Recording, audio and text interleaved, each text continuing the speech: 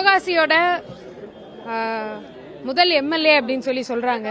ஆனா அதை விட சிவகாசியோட முதல் பெண் எம்எல்ஏ அப்படின்னு சொல்றாங்க. அதை விட சிவகாசியோட சிறந்த எம்எல்ஏன்ற ஒரு பட்டம் வாங்கணும்ன்றதுதான், அந்த பட்டத்தை அண்ணாக்கு கொடுக்கணும்ன்றதுதான் என்னுடைய ஆசை. இதுவரைக்கும் சிவகாசியில எம்எல்ஏ ஆபீஸ் எங்க இருக்குன்னு கூட தெரியாது. அதை நேத்து நாங்க கோர்ட் பக்கத்துல தான் இருக்கு, மக்கள் எல்லாரும் நான் வர சொல்லி 24 மணி நேரம் திறந்திருக்கும். உங்களுக்காக மக்கள் பணி செய்யறதுக்காக நாங்க இன்னைக்கு இங்க வந்திருக்கோம். கண்டிப்பா கோர்ட் பக்கத்துல இருக்குங்க. தெரியாதவங்களுக்கு நான் சொல்றேன், ஏன்னா கடைசி 5 வருஷம் திறக்கவே இல்லை.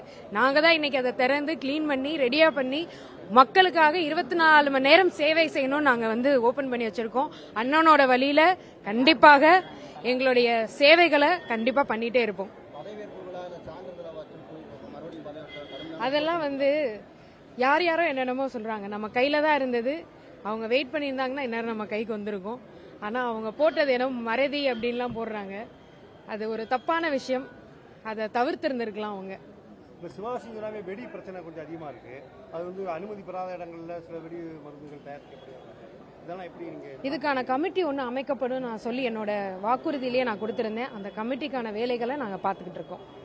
இந்த வெடி விபத்துல உயிரிழந்தவங்களுக்கு கள்ளச்சாரம் இறந்தவங்களுக்கு அதிக நிவாரணம் கிடைக்குது. உயிரிழந்தவங்களுக்கு வெடி விபத்துல இதே நீங்க பழைய கவர்மெண்ட்ல கேட்கவே இல்லை. நாங்க இப்பதான் வந்திருக்கோம். இன்னும் 2 நாள் கூட ஆகல. இந்த கேள்வியை நாங்க செய்யாதப்ப நீங்க இந்த கேள்வியை கேட்டா ரொம்ப நல்லது. கண்டிப்பாக நாங்க பண்ணுவோம். எங்களுக்கு அந்த ஒரு இது வரும்போது நாங்க கண்டிப்பா பண்ணுவோம். அதுக்கான அந்த கமிட்டி தான் உட்கார்ந்து நாங்க டிசைட் பண்ண போறோம். இந்த மாதிரி ஒரு கமிட்டி இன்னைக்கு வரை யாருமே அமைக்கவே இல்லை. இதுல எக்ஸ்பர்டீஸ் உட்கார போறாங்க, ஓனர்ஸ் எல்லாரும் உட்கார போறாங்க, பொதுமக்கள் அங்க இருக்க தொழிலாளர்கள் உட்கார போறாங்க. 3 பேரும் உட்கார்ந்து கலந்தாராய்ந்துட்டு அதுல நம்ம என்ன அப்படின்றத பத்தி பேசணும். நீங்க சன் நியூஸா சார்? பாலிமர் அனுமதி இல்லாத பட்டாசு ஆலைகள் செயல்படுறாங்க. நீங்க போய் அமைச்சராக போறீங்க, போனோடனே அதுக்கான நடவடிக்கைகள் கண்டிப்பா சார். அதுக்கான கமிட்டி தான் நான் சொன்னேன். இப்ப கமிட்டி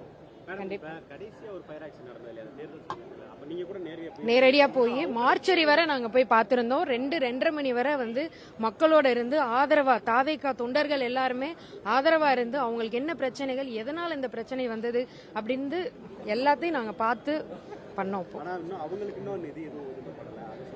அது சம்பந்தமா கண்டிப்பா நாங்க இன்னைக்குதான் போறோம். அதுக்கான இது எல்லாத்தையும் கலெக்டர் சார்ட்ட பேசி நாங்க பார்ப்போம்.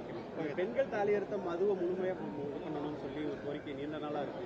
பெண்ணா அதுக்கு நீங்க எந்த அளவுக்கு குரல் கொடுக்க போறீங்க? பூரண மதுவிலக்கு இன்னைக்கு ஃபர்ஸ்ட் மதுவிலக்கை பத்தி சைன் போட்டவர் தலைவர் விஜய் அண்ணா அவர்கள். அதாவது முக்கியமான பகுதிகளில் இருக்கிற பக்கத்தில் இருக்கிற டாஸ்மாக் எல்லாத்தையும் மூட வைத்தவர் அவர்.